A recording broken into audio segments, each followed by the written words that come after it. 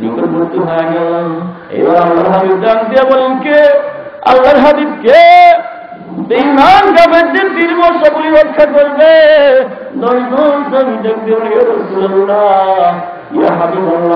Tension করবেন না, গায়ের মধ্যে যখন এক বিন্দু রক্ত থাকবে, চুটির পাতাগুলি যতক্ষণ পর্যন্ত নড়াচড়া করবে, যতক্ষণ পর্যন্ত আমাদের দেহের মধ্যে রূহ থাকবে, আল্লাহর হাবিবকে ওয়াদা করলাম আপনাকে মুসিবতে রেখে এক বিন্দু রক্ত বাকি থাকতেও ময়দান ছাড়বো না। জীবনের শেষ রক্ত বিন্দু দিয়ে আল্লাহর হাবিবকে হেফাজত করব। আল্লাহু আকবার বলে। 10 জন মাত্র সাহাবী আল্লাহর হাবিবের কাছে। বেঈমান কাফেররা শত শত আল্লাহর হাবিবের দিকে তীর নিয়ে আসছে, বর্ষা নিয়ে আসছে। একজন সাহাবী আল্লাহর হাবিবকে সামনাসামনি দিকে বেষ্টনী দিয়ে ধরে ফেলল। বেঈমান কাফেররা তীর মারে, বর্ষা মারে। এই তীরগুলি সাহাবীর পিঠের মধ্যে লেগেছে। রূহ শব্দটা পর্যন্ত হয় না। 1 2 3 4 5 6 7 তীর বেজে যায়, রক্ত খরণ হয়ে সাহাবীরা দুনিয়া থেকে শহীদ হয়ে গেছে। এরপর জীবনটা নিয়ে পলাইয়া যান নাই। দ্বিতীয় সাহাবী শহীদ হয়ে গেল, তিনিও দাঁড়াইলেন, তিনিও শহীদ হয়ে গেলেন। তৃতীয় সাহাবী শহীদ হয়ে গেলেন। এরকম করতে করতে 8 জন সাহাবী যখন শহীদ হয়ে গেছে, বাকি হয়েছে মাত্র 2 জন। তার মধ্যে একজন হলেন তালহা রাদিয়াল্লাহু তাআলা আনহু। হযরত তালহা রাদিয়াল্লাহু আনহু আল্লাহর হাবিবের কাছে যখন আসেন, বেষ্টনী দিয়ে আল্লাহর হাবিবকে ধরছেন। বেঈমান কাফেররা তীর মারতেছে। এই তো বছরে খবর হয়ে গেছে কতিলা মুহাম্মদ দুনিয়ার জমিনে আর বেঁচে নেই, শহীদ হয়ে গেছে। এই খবরটা যখন মুসলমানদের কানের মধ্যে পড়ছে, মুসলমানরা চোখের পানিতে বুক ভাসাইতেছে। নবী নাই রে গা চোখ। আবার কেউ কেউ বলে, ও সাহাবারা সাহস হারাইও না, নবী নাই রে কার জন্য বেঁচে যাব। আল্লাহু আকবার বলে। ও সাহাবারা কই যাও বাড়িতে যাও না, লক্ষ্য করে দেখো, নাকটা ভালো করে করে দেখো, ওইতে দেখো, লক্ষ্য করো, উহুদ পাহাড়ের পাদদেশ থেকে আল্লাহর জান্নাতের ঘ্রাণ আসতেছে। জোরে সরে বলুন সুবহানাল্লাহ। যদি বেঁচে যাই গাজী হবো, যদি মরে যাই জান্নাতের মধ্যে প্রবেশ করবো। ও সাহাবীরা সাহস ছাড়ায় না, ঐক্যবদ্ধ হয়ে যায়। এভাবে নিরাশ হওয়ার পরে যখন কিছু সাহাবী সাহস দিচ্ছেন, এই তো বছরে খবর হয়েছে, ও মুসলমানরা চিন্তা করিও না, আল্লাহর হাবিব এখনো জীবিত আছেন, আল্লাহর হাবিব এখনো যুদ্ধের ময়দানে আছেন। জোরে সরে বলুন সুবহানাল্লাহ। এই ডাকটা সর্বপ্রথম সিদ্দিক আকবর আল্লাহু রাদিয়াল্লাহু যখন শুনছেন, একটা দৌড় মারছেন আল্লাহর হাবিবের দিকে। সাথে হযরত ওমর ফারুক রাদিয়াল্লাহু তাআলা আনহু, সাথে হযরত আবু উবাইদা ইবনে জাররাহ রাদিয়াল্লাহু আনহু, আর কয়েকজন সাহাবা দৌড় মারছে।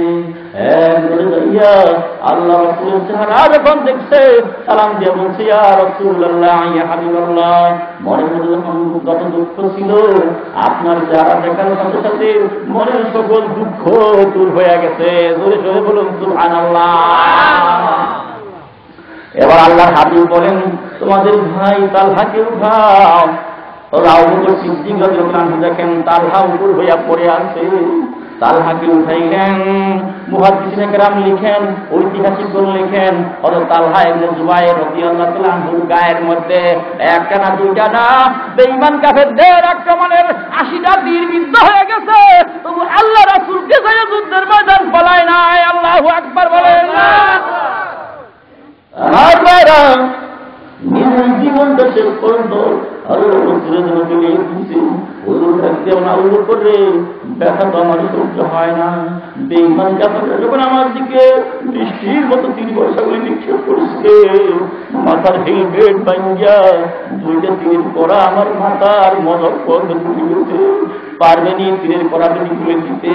আবু বকর সিদ্দিক যখন রেডি হয়ে গেছেন, আবু উবাইদা ইবনে জাররাহ রাদিয়াল্লাহু আনহু টানতে বলেন, ভাই আবু বকর, জীবনে অনেক খেদমত করেছেন, আমাকে সুযোগ দিন, আল্লাহর হাবিবের তীরের কড়াটি আমি নিজেই খুলে দিব। আবু উবাইদা ইবনে জাররাহ 2টা দাঁত দিয়ে একটা কড়া যখন টান মারছে, আল্লাহ রাসূল বললেন, আবু ভয় করে সহ্য হয় না, কলিজা ছিঁড়ে যায়, শুনতে পারি না। আবু বাইদা চিন্তা করে যদি ছেড়ে দেই আল্লাহ রাসূলের বেশি কষ্ট হয়ে যাবে। এমন টান মারছে, তীরের করা খুলে গেছে, রক্ত লাল হইয়া হুদের ময়দানে পড়তেছে। আল্লাহ হাবিব রক্ত মারতে দেন না, নিজের গায়ে রুমালগুলি রক্তগুলি মুছার পরে ওই জাতির কেমন উন্নতি হইতে পারে, মঙ্গল হইতে পারে যে জাতি তার নবীকে রক্তাক্ত করে দিল। আবু বাকর একটা দুটা তাজা দাঁত ভেঙে রক্ত পড়তেছে, পিছনে চলে গেছেন। আবু বকর সিদ্দিককে বলছেন, এই খবর বলিও না, এই বিপদের মুহূর্তে আল্লাহর হাবিব যদি জানতে পারে আমার দাঁত ভেঙে গেছে, আল্লাহ রাসূলের দিলের মধ্যে আরো কষ্ট পাবে। এরপরে দ্বিতীয় করাটা যখন আবু বকর সিদ্দিক বলে যান, হযরত আবু বাইদা বলেন না না, ওই করাটা আমি তুলে দিব। দ্বিতীয় করাটা হযরত আবু বাইদা দুইটা দাঁত দিয়ে জান দিচ্ছেন, একটা তাজা দাঁত ভেঙে যায়, করাটা খুলে এসছে, দাঁত দিয়ে রক্ত পড়তেছে। যখন রক্ত লাল হয়ে যায়, কি হয়েছে আবু বাইদা? আবু বকর সিদ্দিককে জিজ্ঞেস করে আবু বাইদা বলে, না নিষেধ করেন, কিছুই হয় নাই। এইভাবে ভাইয়ের আমার জীবনের শেষ রক্তবিন্দু দিয়া হলেও আল্লাহ রাসূলকে ভালোবাসেন, নিজের জীবন নিয়ে পালায় যান নাই। জোরে সরে বলুন সুবহানাল্লাহ। ভাইয়ের আমার প্রশ্ন করতে পারেন, আল্লাহ রাসূল কিন্তু আমরা ভালোবাসতাম, কিন্তু আল্লাহ রাসূল কাছে নাই। এক বর্ণা পানি ভরে দিতাম, গোসল করে দিতাম, গায়ে মাখিয়ে দিতাম, যত কথা বলে মানতাম, কেমনে ভালোবাসতে পারি? আল্লাহর হাবিব জানতে বলেন, দুনিয়ার ইমানদার মুসলমান, আমি যখন দুনিয়ায় থাকবো না, উলামায়ে কেরাম থাকবে। ওয়ারাসাতুল আম্বিয়া মান আকরামা আলিমান ফাকাদ আকরামানি। আল্লাহর হাবিব বলেন, যখন দুনিয়ায় থাকবো না, আমার কোন আলেমকে যে সম্মান করলো, আমি নবীকেই যেন সম্মান করলো। জোরে সরে বলুন সুবহানাল্লাহ। আমি নবী যখন দুনিয়ায় থাকবো না, কোন আলেমকে খানা খাওয়াইলো, আমি মদিনার নবীকেই খানা খাওয়াইলো। আল্লাহু আকবার বলেন। আমি যখন দুনিয়ায় থাকবো না, কোন আলেমের পিছনে পিছনে কিন্তু রাস্তা চললো, সেগুলো আমার নবীর পিছনে রাস্তা চললো।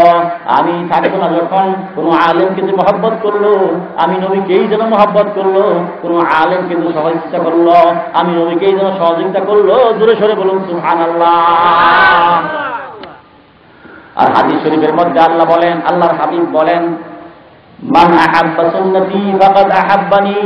যে আমার সুন্নতকে ভালোবাসতো, সে আমি নবীকেই ভালোবাসতো। আর নবীকে যে ভালোবাসতো, ওয়া মান আহাব্বানি কানা মাই ফিল জান্নাহ। আর আমার সুন্নতকে যে ভালোবাসতো, আমাকে সে ভালোবাসলো, আমাকে যে ভালোবাসতো, কানা মাই ফিল জান্নাহ, জান্নাতে সে আমার সাথেই থাকবে। জোরে সরে বলুন সুবহানাল্লাহ। মুহাব্বতে লা ইলাহা ইল্লাল্লাহ, জোরে লা ইলাহা ইল্লাল্লাহ। আরেকটু যোগ দিয়ে বসেন ভাই, পিছনে বাইরে পিছনে গেছেন, সামনে একটু যোগ দিয়ে বসেন ভাই, একটু কষ্ট করে সামনে একটু যোগ দিয়ে বসেন, সামনে আগে বসেন। লা ইলাহা ইল্লাল্লাহ, ইলাহা ইল্লাল্লাহ, লা ইলাহা ইল্লাল্লাহ, লা ইলাহা ইল্লাল্লাহ, লা ইলাহা ইল্লাল্লাহ, মুহাম্মাদুর রাসূলুল্লাহ সাল্লাল্লাহু আলাইহি ওয়াসাল্লাম। আমার ভাইয়েরা, এই জন্য ঈমান হলো বুনিয়াদী বিষয় জান্নাতুল ফিরদাউস পাওয়ার জন্য। এখন এই মুমিনের জন্য আল্লাহ তাআলা 7 দফা কর্মসূচি, 7টা কাজ জারি করেছেন। এই 7টা কাজ যারা করবে, আল্লাহ তাআলা বলেন তারা হবে জান্নাতুল ফিরদাউসের মালিক। জোরে সরে বলুন সুবহানাল্লাহ। ভাইয়েরা আমার, এই 7 কাজের মধ্যে প্রথম কাজটা হলো, আল্লাহ তাআলা বলেন, আল্লাযীনা হুম ফী সালাতিহিম খাশিউন। এই মুমিন যারা হবে, তাদের 1 নম্বর কাজ হবে নামাজের মধ্যে বিনয়ী হওয়া, ভীতবিহ্বল হওয়া, খুশু অবলম্বন করা। তাবলীগ জামাতের মধ্যে খুশু বলে কি বলে না? খুশু বলে। আমার ভাইয়েরা, খুশু কাকে বলে? খুশু হলো, মুফাসসিরিনে কেরাম বলেন, নামাজের মধ্যে দেহকে স্থির রাখা আর মনকেও স্থির রাখা, এইটাকেই বলা হয় খুশু। আর কোন মুফাসসিরিনে কেরাম বলেন, নামাজের মধ্যে সঠিকভাবে রুকু, সঠিকভাবে সিজদা, শরীফভাবে সূরা কেরাত তেলাওয়াত করা, তাসবিহ তাহলিলগুলি পড়া, রুকন এবং আহকামগুলি সঠিকভাবে আদায় করে যে নামাজ পড়লো, সেজন্য নামাজের মধ্যে খুশু অবলম্বন করলো। জোরে সরে বলুন সুবহানাল্লাহ।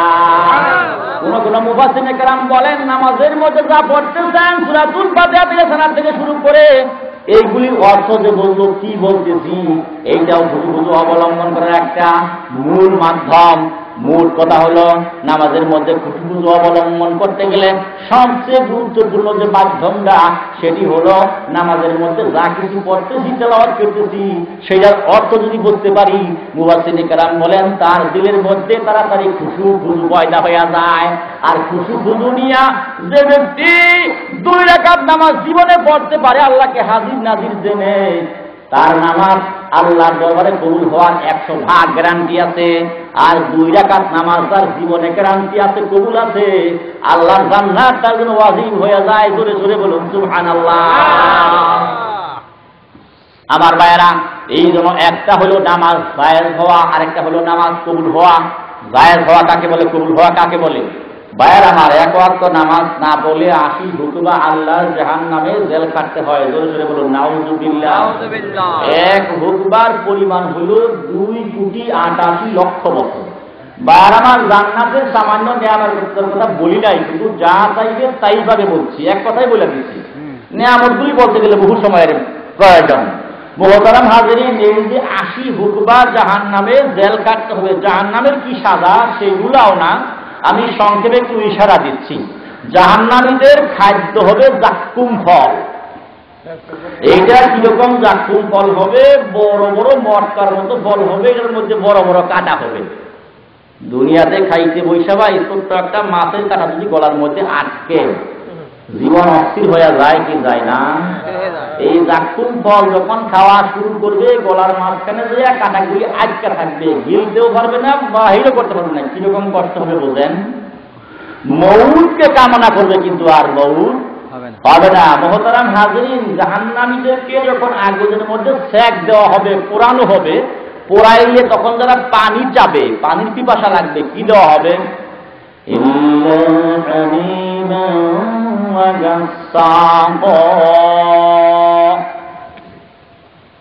তাদেরকে দেওয়া হবে হামিম আর গাছাক। হামিম গাছাক কাকে বলে? গাছাকটার পরিচয় দেওয়া যায়।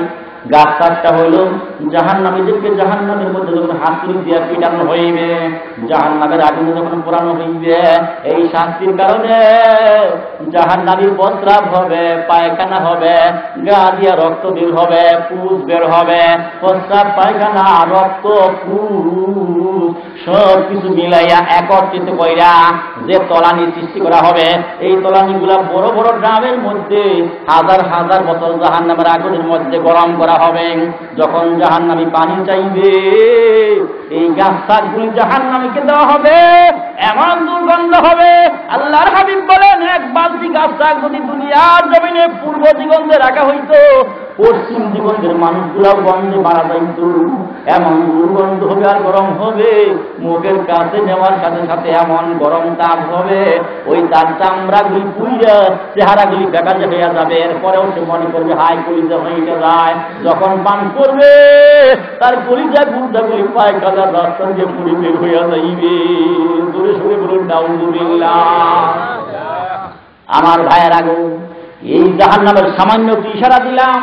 এই জাহান্নামের মধ্যে 2,88,00,000 বছর এক হুকবা, ইচ্ছা করে নামাজটা বাদ দিলে 80 হুকবা জাহান্নামের মধ্যে জেল খাটতে হবে। দূরে সরে বলুন নাউযুবিল্লাহ। আমার ভাইরা, দায়িত্বকে বলি, আপনি নামাজে দাঁড়াইছেন, ঢাকার কথা মনে হয়ে গেছে, বাড়ির কথা মনে হয়ে গেছে, মনটা ঠিক নেই, সূরা কেরাত ঠিক মতো আদায় করে শরীয়তের হুকুমটা পাই না। যদি নামাজটা কোন রকম পার করে যাইতে পারেন, এই যে নামাজ পড়লেন, মনটা ঠিক নাই, দৌড়াদৌড়ি পারছে, এরপরেও আল্লাহ তাআলা আপনাকে জাহান্নামের আগুন থেকে মাফ করে দিবেন। জোরে সরে বলুন সুবহানাল্লাহ। হুকুম পালন হয়েছে, চাকরি রক্ষা হয়েছে, কিন্তু এখন কবুল হবে কিভাবে? কবুল হইতে গেলে ভাই আমার মনটাকে বাঁধেন, দুনিয়ার সব খেয়াল থেকে সারেন। আল্লাহ আমার সামনে আছেন, এমন নামাজ পড়তেছি আজরাইল দাঁড়িয়ে কবুলের জন্য জীবনে আর নামাজ পড়ার সুযোগ হয়তো পাবো না, এইটাই আমার জীবনের শেষ নামাজ। সামনে আমার আল্লাহ আছেন, ডানে জান্নাত বামে জাহান্নাম, দাঁড়াইছি পুলসিরাতের উপরে। এমন খেয়াল করে জ্ঞান করে যখন নামাজটা আপনি পড়তে পারেন, ওই নামাজের মধ্যে খুশু খুশু হাসিল হয়ে যায়। আর খুশু খুশু যারা হাজির হয় তার নামাজটা আল্লাহর দরবারে কবুল হয়ে যায়। সে পাস করে না, শুধু A+ পাওয়া যায়, গোল্ডেন প্লাস পাওয়া যায়। জোরে সোরে বলুন সুবহানাল্লাহ। আমার ভাইরা গো, এই নামাজ নিয়ে অনেক কথা। কেউ কেউ গান গায়, হায়াতের জিন্দিগিতে মুর্শিদের সংকেতে, হায়াতের জিন্দিগিতে মুর্শিদের সংকেতে, একটি সিজদা দিতে পারে নামাজের আর হিসাব দিতে হয়। আছে না নাই? আছে না নাই? আমার ভাইরা, এই হায়াতের জিন্দিগিতে মুর্শিদের সম্মুখেতে একটি সিজদা দেয়। কিভাবে দেয়? ওই হায়াতের জিন্দিগি তো দুনিয়ার জিন্দিগি, মুর্শিদ বমনা পিসাবের সামনে নিয়ে সিজদাটা দেয়। এটাই কইছে আমার বাবাই কইছে, পয়সা বড় এটাই কইছে, দেওয়া যায় একটা সিজদা। আমার ভাইরা, এই হায়াতের জিন্দিগি কোনটা, মুর্শিদ কোনটা, আর সিজদা কোনটা দিতে হবে? কোরআন শরীফ বুঝাই আপনাদের কষ্ট হবে নাকি? আমার ভাইরা, হায়াতের জিন্দিগি আগে চিনান কোনটা? আর রব্বুল আলামিন কোরআনুল কারীমে ডাক দিয়ে বলেন, ওয়া মাল হায়াতুদ দুনিয়া ইল্লা লাহবু ওয়া লাইব ওয়া ইন্নাদ দারাল আখিরাতা লাহিয়াল হায়াওয়ান। আল্লাহু আকবার।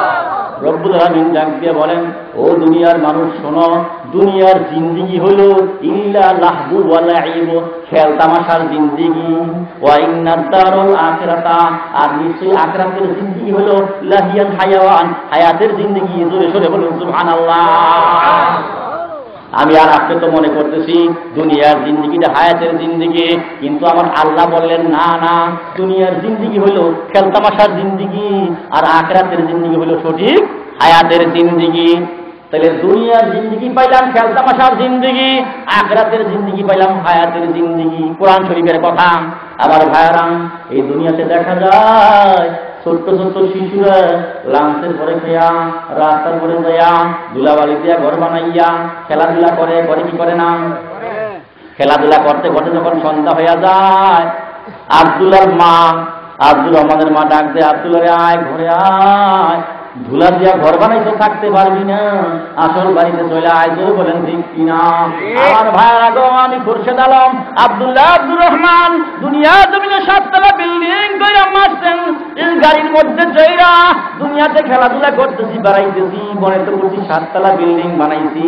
আমার আল্লাহ যখন ডাক দেয়া, আমার হায়াতের জিন্দেগির সূর্য যখন লাল হইয়া যায়, রব্বুল আলামিন ডাক দিয়ে বলে, না খুরশেদ আলম, 7 তলা বিল্ডিং এ তুই স্থায়ী বাড়ি মনে করছো, পাকা বাড়ি মনে করছো। আসলে তো পাকা বাড়ি না, এটা তো ধুলাবালি দিয়া ঘর বানাইছ, আসল বাড়িতে চই নাই। কত মহব্বতের ডাকা লাগেন, ইয়া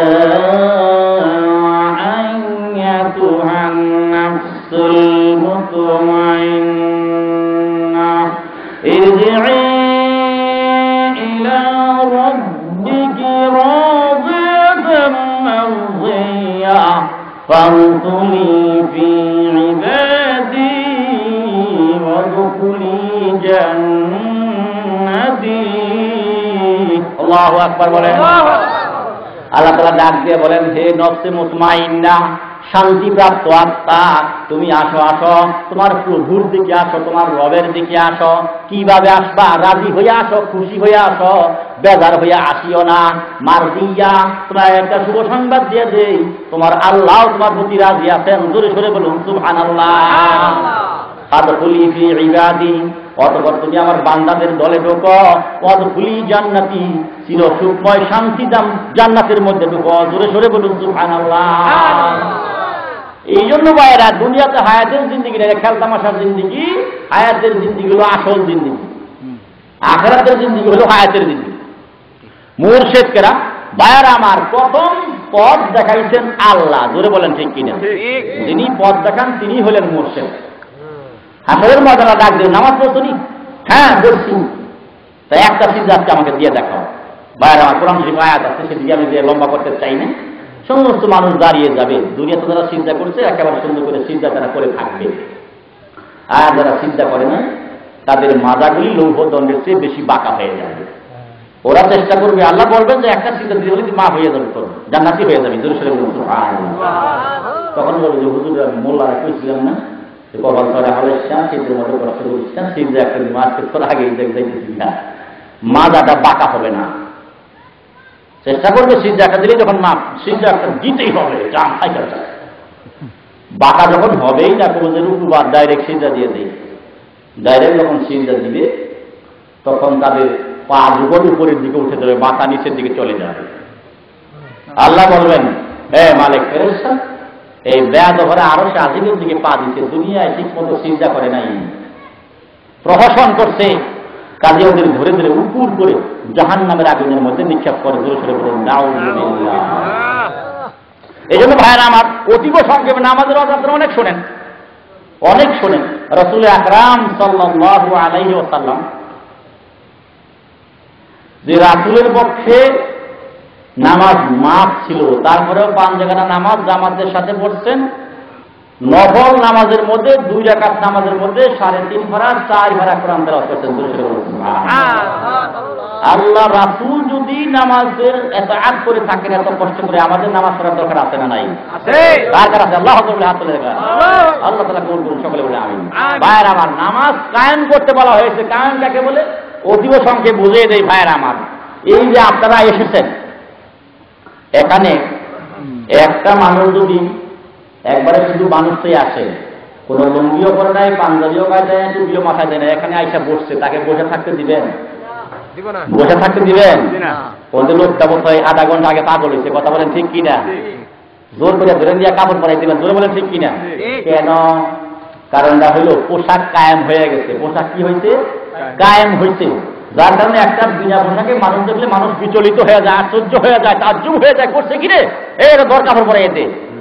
আমার ভাইয়েরা, যেদিন দেখা যাবে সব মানুষগুলাই নামাজ পড়ে, একটা মানুষ চাষের মধ্যে বসে রয়েছে, আজান হইল, মসজিদে গেল না, ওই মানুষটাকে দেখেও ওই যে উলঙ্গ মানুষের মতো যখন মনে করবে, কিরে আশ্চর্য, আজান হইল তারপরেও কেন মসজিদে গেল না, লোকটা কি আধা ঘন্টা আগে পাগল হয়ে গেল নাকি?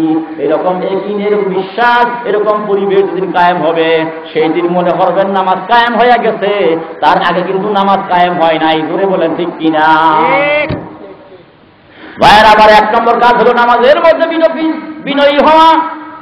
2 নম্বর কাজ হলো ওয়াল্লাযীনাহুম আনিল লাগবি মুরিদুন। 2 নম্বর কাজ হলো আমার রব্বুল আলামিন বলেন, আমার মুমিন বান্দা যারা হবে, জান্নাতি বান্দা যারা হবে, তারা বাজে কাজ থেকে, বাজে কথা থেকে নিজেকে বিরত রাখবে।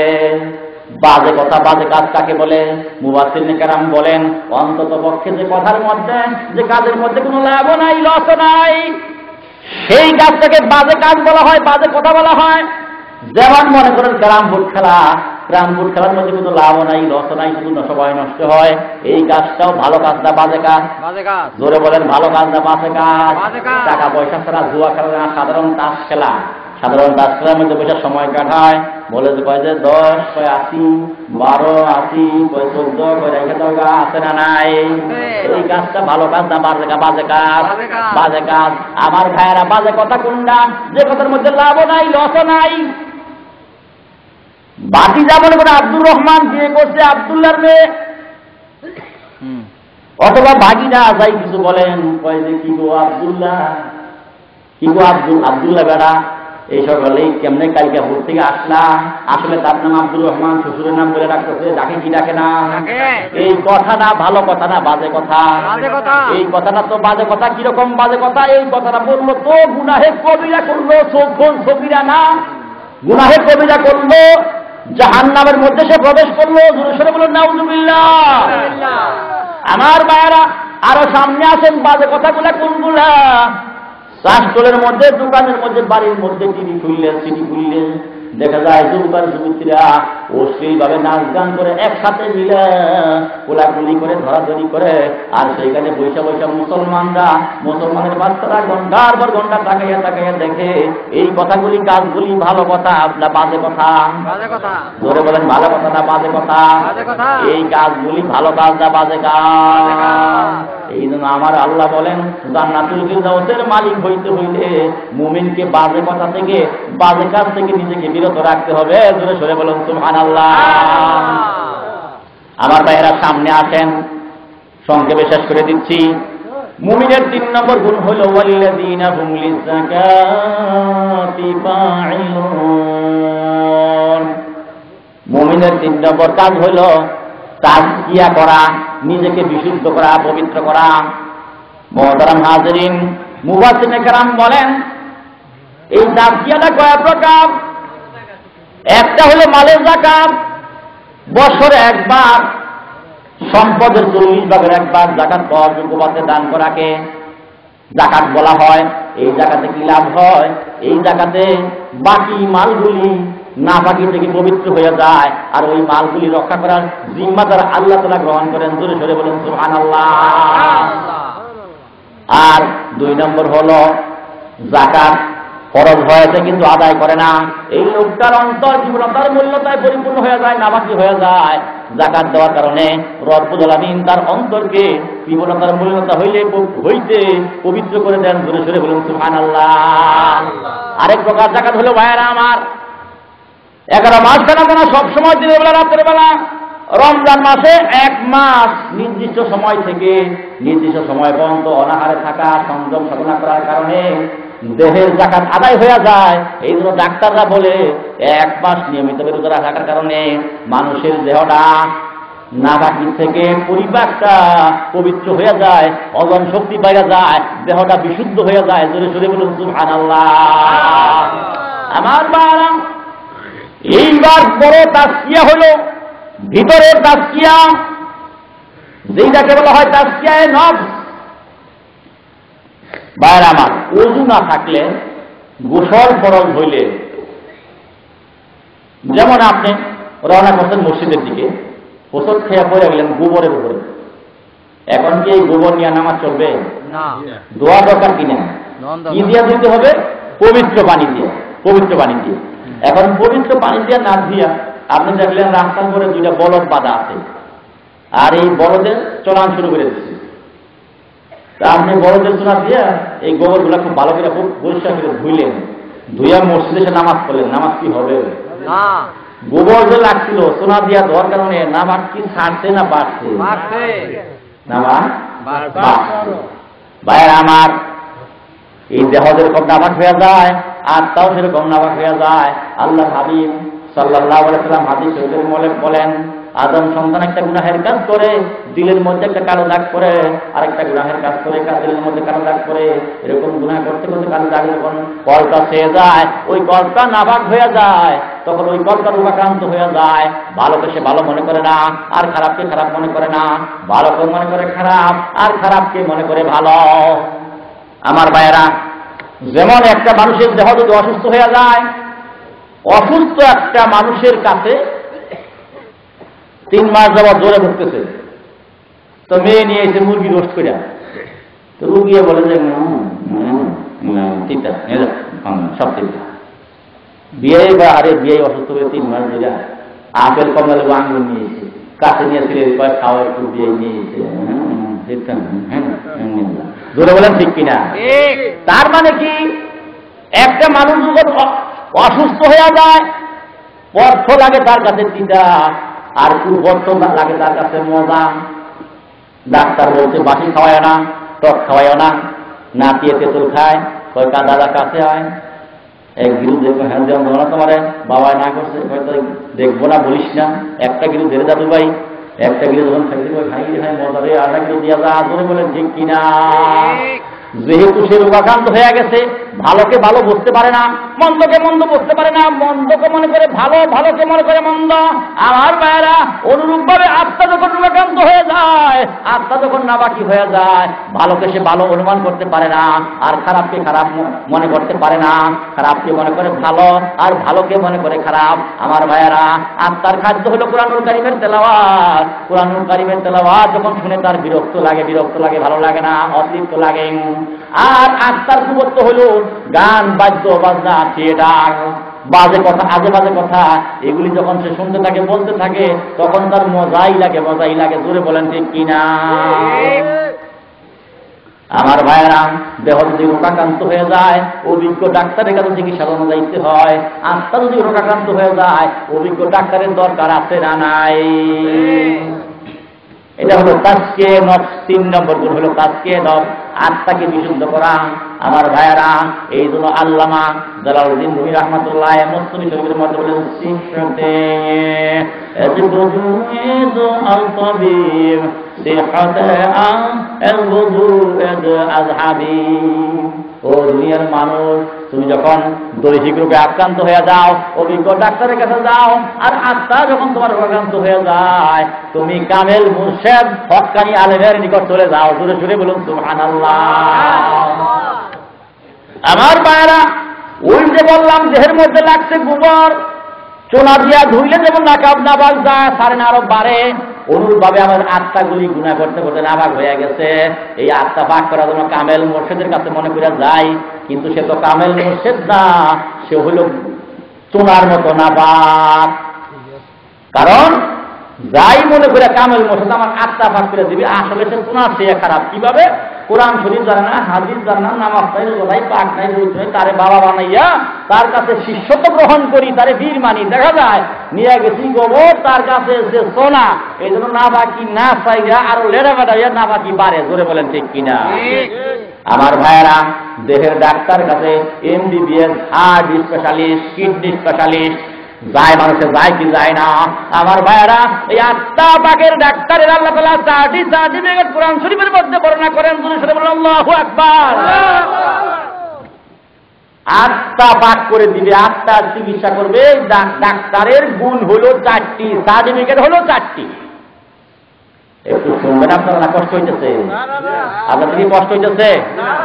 আর আমার সাথে আর কিছু শুনবো অল্প সময়? কে কে আছে হাত আল্লাহ করে দেখেন দেখি।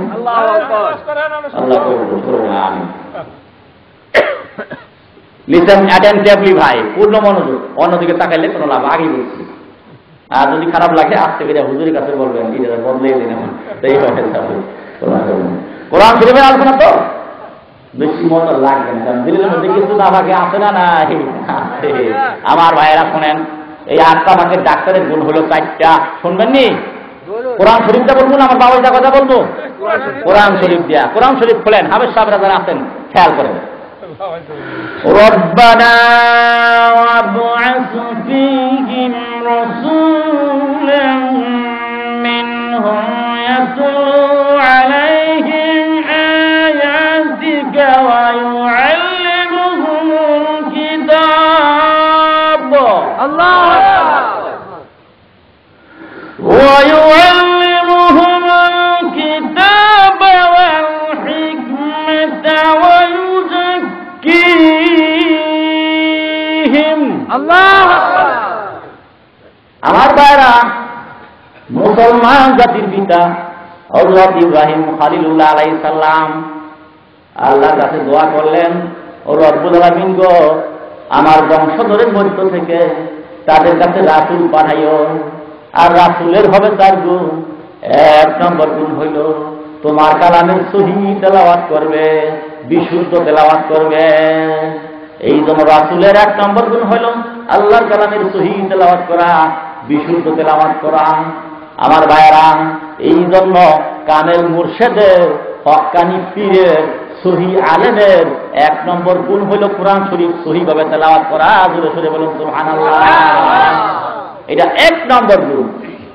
এই জন্য ভাইয়েরা আমার, যে কামেল মুর্শেদের কোরআন শরীফ সহিহ নাই, তেলাওয়াতটা গলত আছে, সেই মোরশেদ সেই পীরটা কামেল পীর না ভণ্ড পীর? ধরে আপনারা বলেন কামেল পীর না ভণ্ড পীর? ভণ্ড পীর। 2 নম্বর গুণ কি? 2 নম্বর গুণ হইল ওয়ায়ুআল্লিমুহুমুল কিতাব। 2 নম্বর গুণ হইল তোমার কিতাব তাফসীর, ব্যাখ্যা, বিশ্লেষণ, শানে নজুল, পটভূমি নিজেও বুঝবে, অন্যকেও শিক্ষা দিবে। আমার ভাইয়েরা, বাংলাদেশের এমন পীর আছে কুরআন শরীফের তাফসীর বুঝবে তো দূরের কথা, সূরা ফাতিহার তাফসীরও জানে না। এরকম পীর আছে না নাই? যদি থাকে ওই পীরটা কামেল পীর না ভণ্ড পীর? জোরে বলেন কামেল পীর না ভণ্ড পীর? আমার ভাইয়েরা, 3 নম্বর গুণ হইল বল হিকমাতা। হিকমতের মুরাদ নিছেন মুহাদ্দিসিনে কেরাম, হিকমতের মুরাদ নিছেন মুফাসসিরিনে কেরাম। হাদিস শিক্ষা দেওয়া, নিজেও হাদিসের মর্ম বোঝা, অন্যকেও শিক্ষা দেওয়া।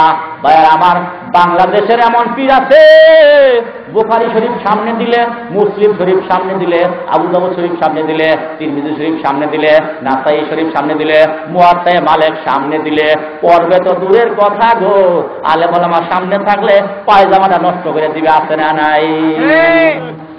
তাহলে এই পীরটা কামেল পীর না ভণ্ড পীর? জোরে বলেন। 3 নম্বর গুণ হইল হিকমত শিক্ষা দেওয়া। 4 নম্বর গুণ হইল কি? 4 নম্বর গুণ হইল নিজের আত্মাও পাক, অন্যের আত্মাও পাক করে দিবে। জোরে সরে বলুন সুবহানাল্লাহ। আমার ভাইরা, একটা হলো কামেল আর একটা হলো মুকাম্মেল। মুকাম্মেল পীর কাকে বলে ভাই?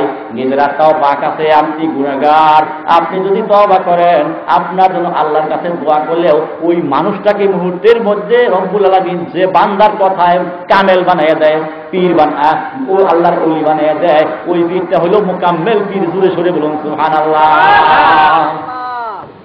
আমার ভাইরা, আমি এই মুমিনের 3 নম্বর গুণাবলীর মধ্যে আছি, হলো তাসকিয়ায়ে নফস। এই তাসকিয়ায়ে নফসের কথাটা কয়েক মিনিটের মধ্যে বলেই আপনাদের কাছ থেকে বিদায় নেব ভাইয়েরা আমার। একটা মুকাম্মিল পীরের কথা বলি।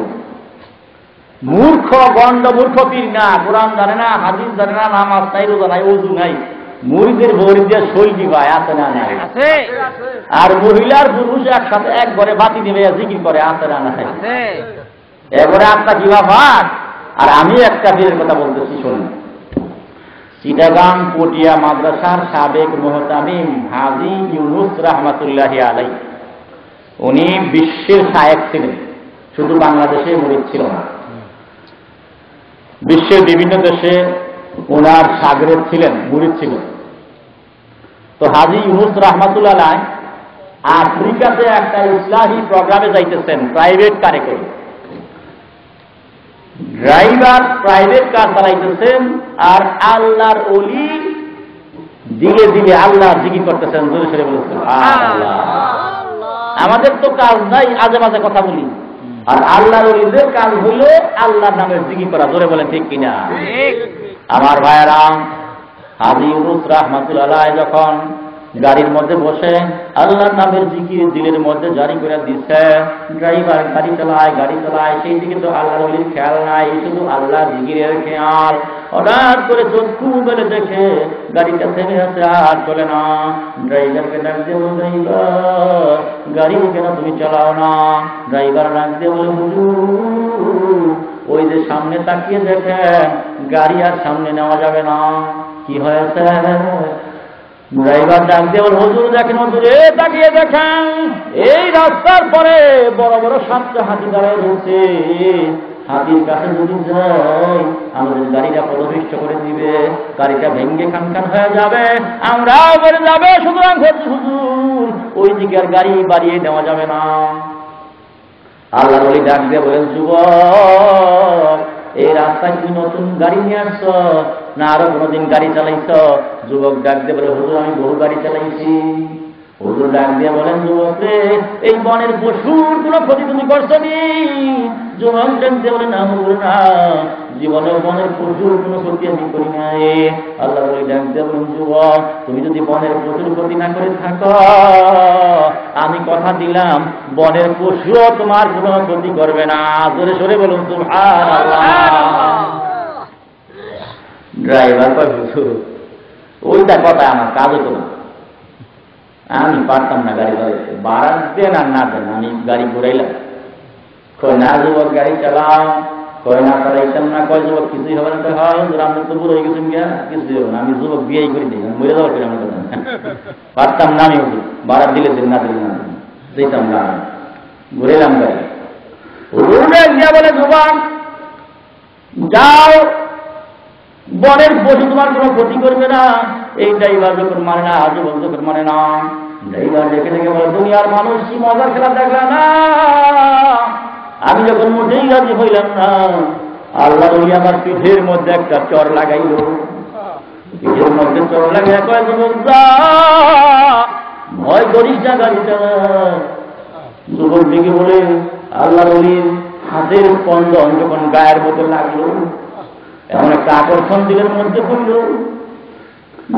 দেখ দিয়ে বলে চোখ দিয়ে আমার পানি বের হয়ে গেল, অতীত জীবনের কথাগুলি মনে পড়ে গেল, জীবন ভর তো শুধু মদ গাঁজা খেয়ে কাটাইলাম, কোনদিন নামাজ পড়লাম না, রোজা রাখলাম না,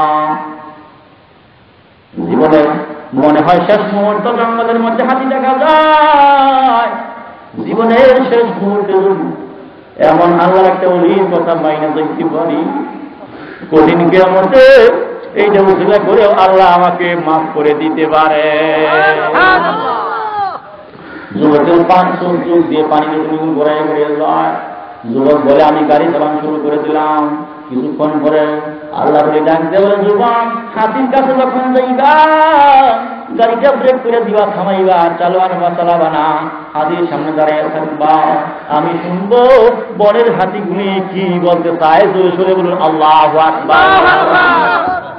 যুবক ডাক দিয়া বলে বনের পশু আবার কেমনে মানুষের সাথে কথা বলে, তো আশ্চর্য আজীব কথা, মনের মধ্যে আমার আগ্রহ জন্মে হাতির কাছে গাড়িটা ব্রেক করে দিলাম, হুজুর ডাক দিয়ে বলে গ্লাস নামায় দাও, সাইড গ্লাস নামায় দাও, সাইড গ্লাসটা নামায় দিলাম, হাতির সুর গাড়ির ভিতরে ঢুকাইয়া দিল, মনে মনে ভয় পাইলাম এই তো তুমি শেষ হয়ে যাইতেছি, কিন্তু না দেখতে পেলাম আল্লাহর ওলি ডান হাতটা বাড়াইয়া দিল, আর আল্লাহর ওলি ডান হাতের মধ্যে বড় হাতিরা সুর লাগাইয়া চুমা খাইয়া নাচতে নাচতে জঙ্গলের দিকে চলে গেল। জোরে সরে বলুন সুবহানাল্লাহ। এইভাবে একটা দুইটা তিনটা চারটা পাঁচটা ছয়টা সাতটা হাতি যখন আল্লাহর ওলির ডান হাতের মধ্যে চুমা খাইয়া জঙ্গলের দিকে চলে গেল, আমি আর ঠিক থাকতে পারলাম না, গাড়িটা ব্রেক করে হুজুরের পায়ে ধরে চোখের পানি ছেড়ে দিয়ে বললাম জীবনের বহু গুনাহ করে ফেলেছি গো হুজুর, এই মুহূর্তে যদি আপনার শিষ্যত্ব গ্রহণ করি, আপনার পায়ে ধরে হুজুর আপনাকে আমার মুরিদ বানাইতে জীবনের সব গুণাগুলি আল্লাহ তাআলা মাফ করবেন কিনা। আল্লাহ জানতে বলেন যুবক রে,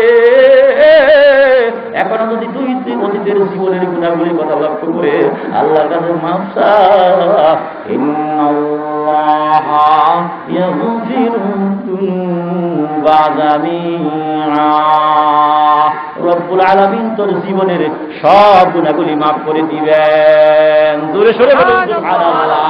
লা ইলাহা ইল্লাল্লাহ, জোরে লা ইলাহা ইল্লাল্লাহ, লা ইলাহা ইল্লাল্লাহ, লা ইলাহা ইল্লাল্লাহ, আরো জোরে লা ইলাহা ইল্লাল্লাহ, লা ইলাহা ইল্লাল্লাহ, লা ইলাহা ইল্লাল্লাহ।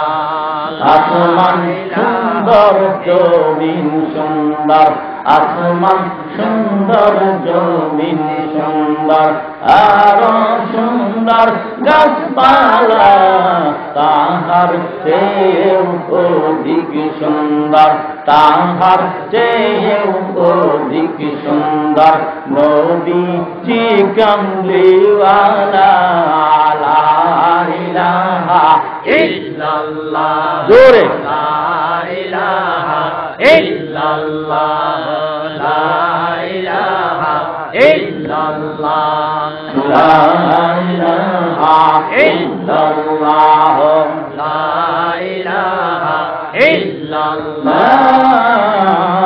লা ইলাহা ইল্লাল্লাহ, মুহাম্মাদুর রাসূলুল্লাহ।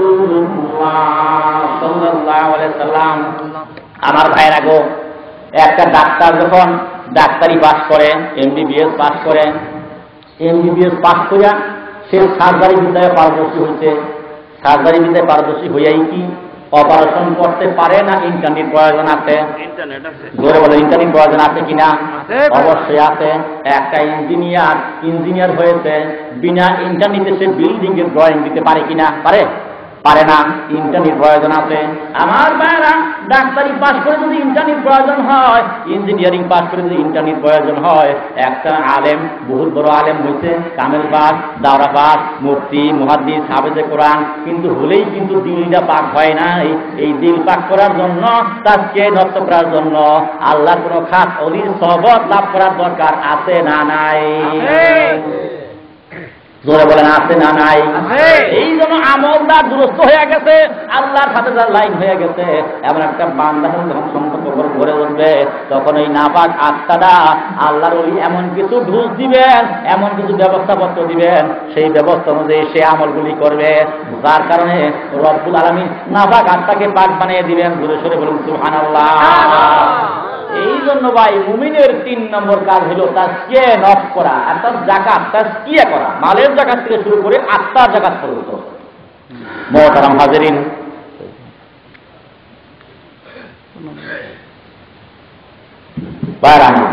আর 10-15 মিনিট থাকে আপনার কষ্ট হবে? আমি তো ছেড়ে দিবা চাই, হুজুর বলতেছেন আর 10-15 মিনিট, 15 মিনিট আপনাদের কষ্ট হবে কি? আচ্ছা, কে কে রেডি আছেন? হাত তুলে আল্লাহু আকবার। আচ্ছা ভাইরা আমার, মুমিনের 4 নম্বর গুণ হল ওয়াল্লাযীনা হুম লিফুরুজিহিম হাফিজুন। মুমিনের 4 নম্বর গুণ হল পর্দার হেফাজত করা, লজ্জাস্থানের হেফাজত করা। আমার ভাইয়েরা, পুরুষেরও লজ্জাস্থান হেফাজত করার প্রয়োজন আছে, ফরজ, আর মহিলাদেরও লজ্জাস্থান হেফাজত করা ফরজ। কিন্তু ভাই পর্দার কথা বললেই তো আর থাকি না, জোরে বলেন ঠিক কিনা? পর্দা আছে গাড়ির জানালাতে, পর্দা আছে বাড়ির জানালাতে, পর্দা আছে বাড়ির দরজাতে, কিন্তু আসল জায়গায় পর্দা নাই। জোরে বলেন ঠিক কিনা?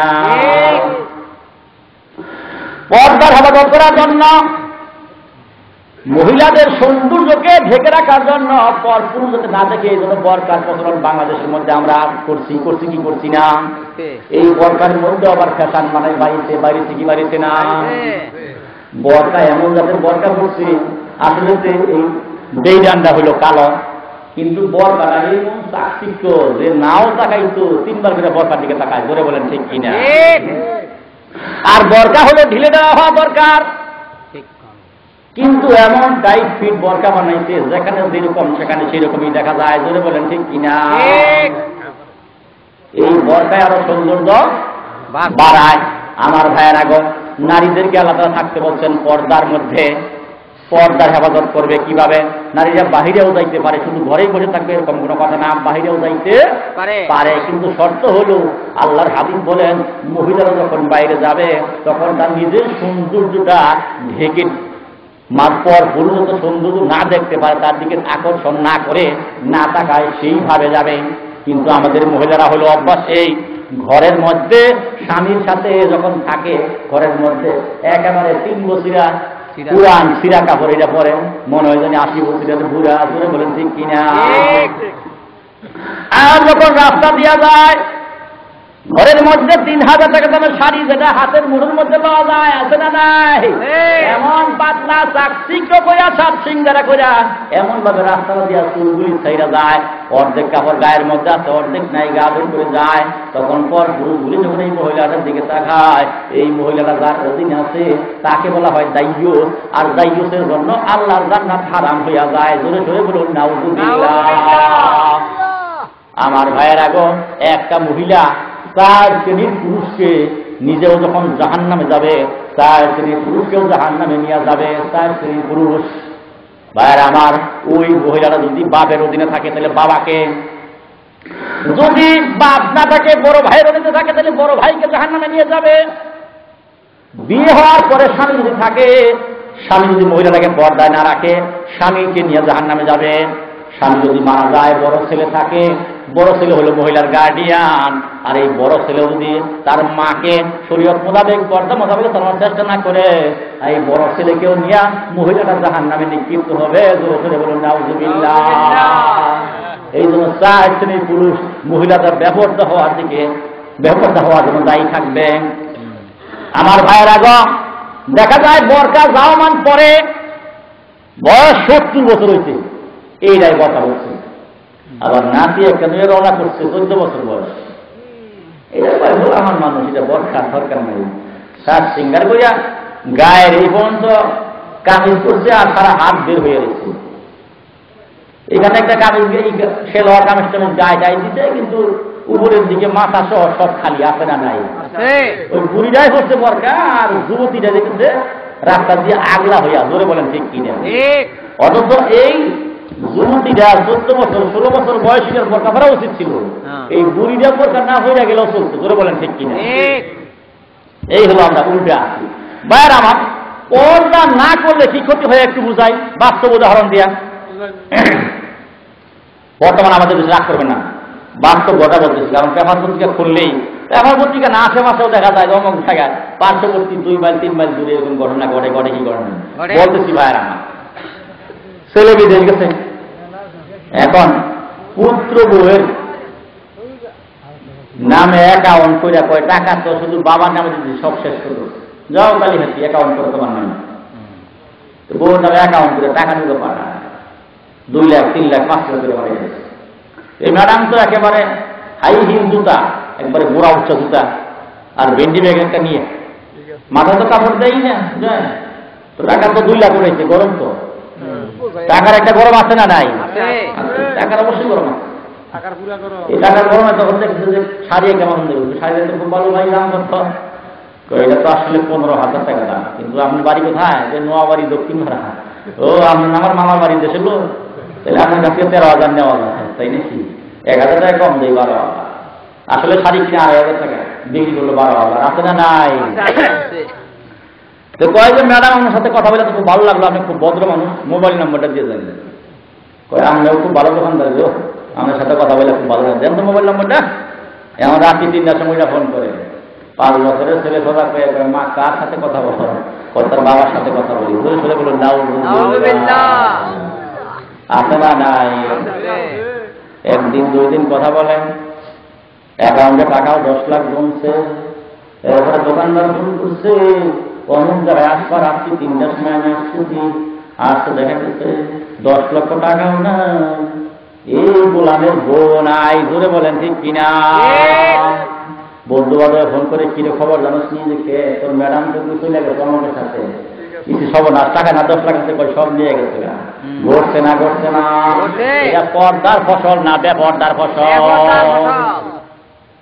আমার ভাই আর বাস্তব করে না বুঝাই। আপনার ছেলে বিয়ে করাইছেন, বড় ছেলে, ছেলে দিচ্ছেন বিদেশ, বিয়ে করে ছেলে বিদেশ যে এরকম আছে না নাই? ছোট ছেলে কলেজে পড়ে, ছোট ছেলেকে তোর ভাবিরে নিয়ে যায়। এখন আপনার বিয়েই তো 50,000 মানুষ, নামাজি মানুষ, মেয়েরাও মোটামুটি পর্দা বুঝতে রাখার চেষ্টা করছে, বিয়ে দিচ্ছে, বুড়ার তো শেষ হয়ে গেছে। হ্যাঁ মিয়া, আমার পুত্র বুঝতে আপনি মাতবরি করুন নি, বিয়ে দিয়েছেন, আমাদের সব দায়িত্ব শেষ আছে না? কলেজের ছেলে গেছে আনতে, দেয় না তো দেওয়ার সাথে দেখা করে যায় না, আর কেমনি নিয়ে যাবো? বিয়ে কেমন ব্যক্ত মানুষ পাঠাই দিব, বুঝে বুঝে অনেক কিছু বইয়া পাঠাই দিচ্ছে। হ্যাঁ বিয়ে, আমার ছেলে কলেজে পড়ে, আমার ছেলের মান সম্মান নাই, বন্ধু বান্ধব নিয়ে একটা বন্ধু নিয়ে গেছে ফরিদপুরে, আর আপনি ফিরিয়ে দিচ্ছেন, মেয়ে দেন না, মেয়ে আমাদের মেয়ে আনতাম না। আবার বাড়াইছে, কই তারিখে যে রাখতেছিল ওই তারিখে দিন না দেই, তো ওই দেবরের কাছে তো মেয়ে দিয়ে দিছে।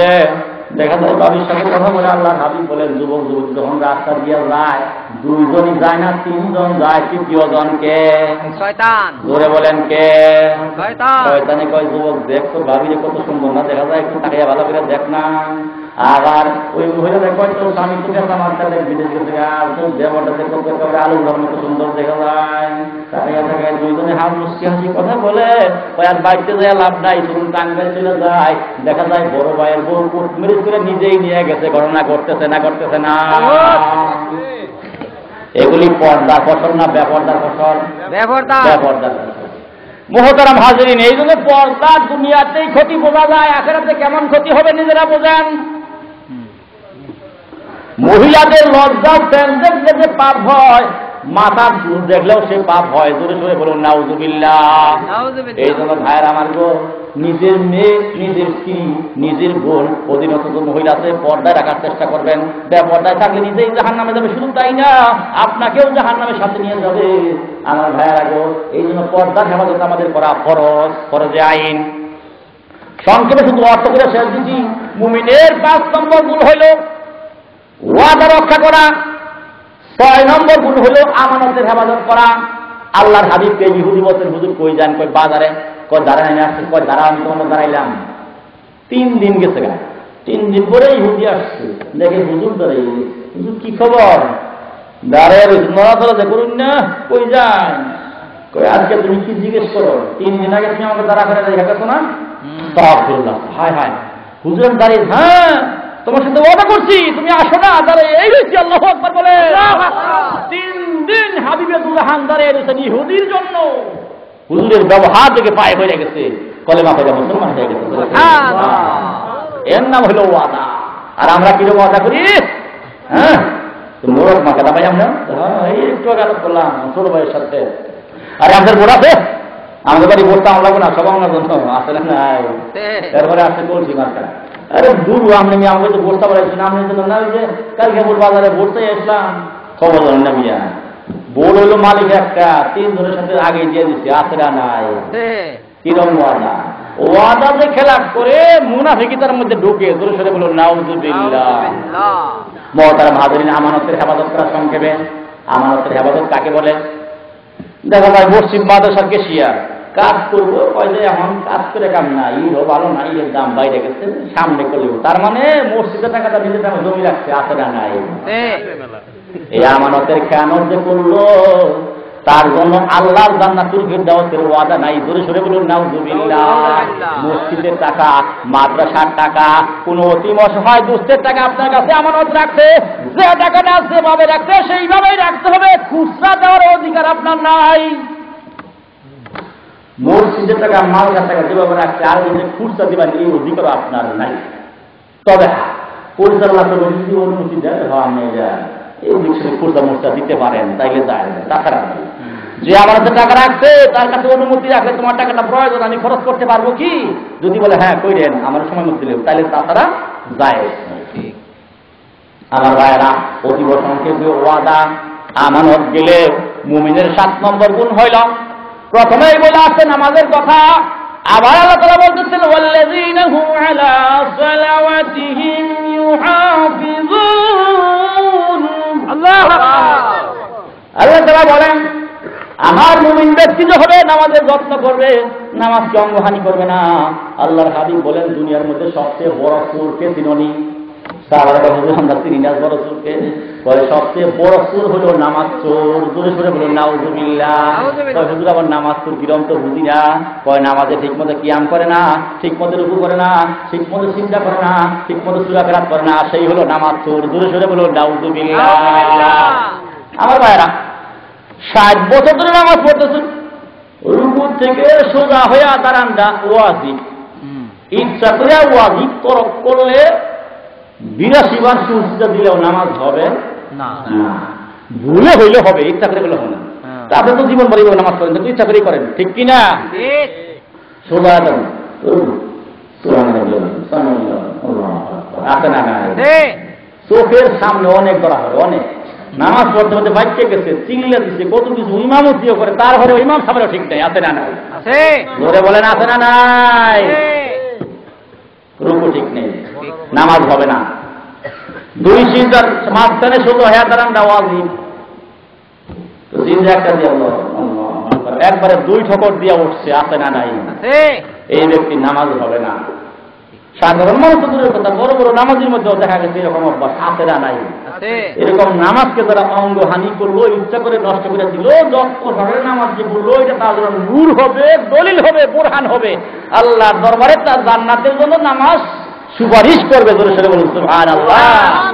আর যে ব্যক্তি নামাজকে বরবাদ করে দিল, ফেরেশতা বলবে তুই নামাজকে যেভাবে বরবাদ করছিস, তোর আমলগুলো আল্লাহ তাআলা বরবাদ করে দিলেন। সরে সরে বলুন নাউজুবিল্লাহ। আল্লাহর হাবিব বলেন এই নামাজটা তার পুরাতন কাপড়ের মতো বুটলা না কহলের মধ্যে নিক্ষেপ করে। যেমন কোনো কোনো দরজাল বইলা ম্যাডাম আছে না, মোটা কাপড় আনলে কয় যে গরুর মুসুরি আছে, নির্মূল যখন কাপড় কি করবে কহলের মধ্যে লাস্তি দেয় নিক্ষেপ করে। করে কি করে না দরজাল মহিলারা এরকম ফেরেশতারা কয় নির্মূল সত্তর নামাজ তোর কহলের মধ্যে দিয়ে দিলাম, আল্লাহ দিব না। জোরে সরে বলুন নাউজুবিল্লাহ। এই জন্য নামাজকে অঙ্গহানি করলে জান্নাতুল ফিরদাউসের ওয়াদা আর আল্লাহ থাকে না। মুমিনের যে মুমিনের এই সাতগুলো থাকবে, রব্বুল আলামিন ডাক দিয়ে বলেন উলাইকা হুমুল ওয়ারিসুন আল্লাযীনা ইয়ারিসুনাল ফিরদাউসা হুম ফিহা খালিদুন। আল্লাহু আকবার। রব্বুল আলামিন বলেন যে মুমিনের ঈমান হাসিল হওয়ার পরে, আল্লাহর উপর বিশ্বাস করার পরে, আল্লাহর উপর তাওয়াক্কাল করার পরে এই সাতটি গুণ থাকবে। ওই মুমিন যেন খুশখবরি হইল উলাইকা হুমুল ওয়ারিসুন, ওরা হলো মালিক। কিসের মালিক? আল্লাযীনা ইয়ারিসুনাল ফিরদাউস, ওরা হলো জান্নাতুল ফিরদাউসের মালিক। জোরে সরে বলুন সুবহানাল্লাহ। আমার ভাইরা মাথার গাম পায়ে ফেলে জীবনভর খেটে সুন্দর করে বিল্ডিং দিলেন। বিল্ডিং যখন কমপ্লিট খাট পালন সাজাইয়া আজকে রাতে ঘুমাইবেন, দেখা গেছে একদিনও থাকার সৌভাগ্য হয় নাই, একদিনও বিল্ডিং এর মধ্যে শোয়ার আগেই আল্লাহ তাআলা দুনিয়া থেকে বিদায় করে নিয়েছেন। এরকম হয় কি হয় না? আমার ভাইয়েরা গো, এরকম নাজাম না। জান্নাতুল ফিরদাউসের মধ্যে যে একবার ঢুকবে, জান্নাতের মধ্যে যে একবার ঢুকবে, একবার যখন ঢুকবে 100 বছর, 200 বছর, 500 বছর, 1000 বছর, 1 লাখ বছর, 1 কোটি বছর, 5 কোটি বছর, 1000 কোটি বছর না। একবার ঢুকলে তার আর বের হতে হবে না। হুম ফিহা খালিদুন, আবাদান আবাদান জান্নাতের মধ্যে সে আল্লাহর নাজ নিয়ামত ভোগ করতে থাকবে। জোরে সরে বলুন সুবহানাল্লাহ।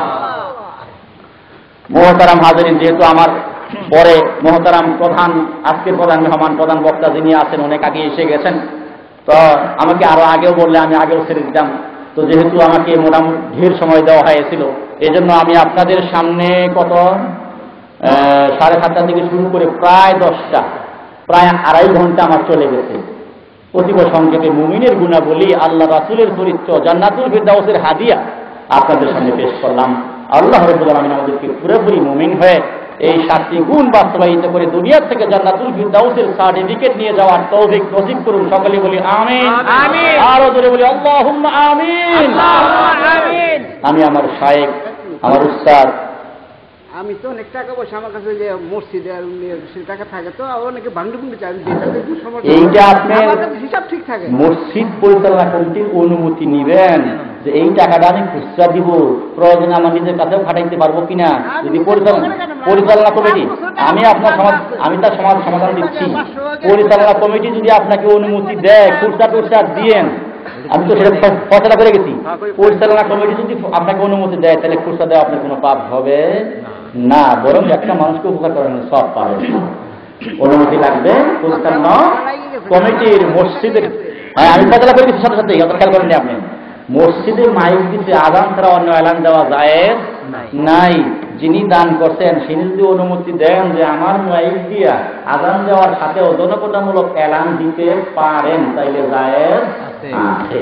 ভালো করে বুঝে নিয়েন। আমি আমার শায়েখ উস্তাদ ছিলেন, তার শিক্ষাগুরু আজকে সবার মহতারাম সভাপতির জন্য দোয়া করি। আল্লাহ তাআলা হায়াতে তাইয়্যিবা সিহাতে সালামা দান করুন, দুনিয়া জমিনে আল্লাহর ওলি বানিয়ে দেন। সকলে বলুন আমিন।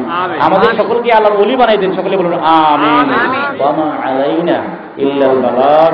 আসসালামু আলাইকুম ওয়া রাহমাতুল্লাহি ওয়া বারাকাতুহু।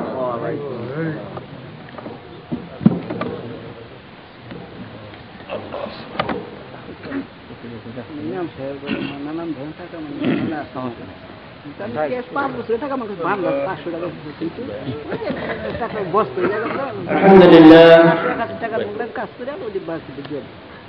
প্রায় 2.5 ঘন্টা যাবৎ হযরত মাওলানা ফজল আলম সাহেবের মুখে আল্লাহ তাআলার অনুবাদে আল কুরআনের তাফসীর শুনলাম। মুমিনের সিফাতের কথা বলেছেন। একজন মানুষ মুমিন তাকে কিভাবে চেনা যাবে, কি গুণাবলী থাকলে, তার মধ্যে কি বিশেষত্ব থাকলে তাকে মুমিন বলে পরিচিত হবে, মুমিন বলে গণ্য করা যাবে, তার সিফাত গুণাবলী বর্ণনা করেছে আমরা এই ধরনের জায়গায় আমরা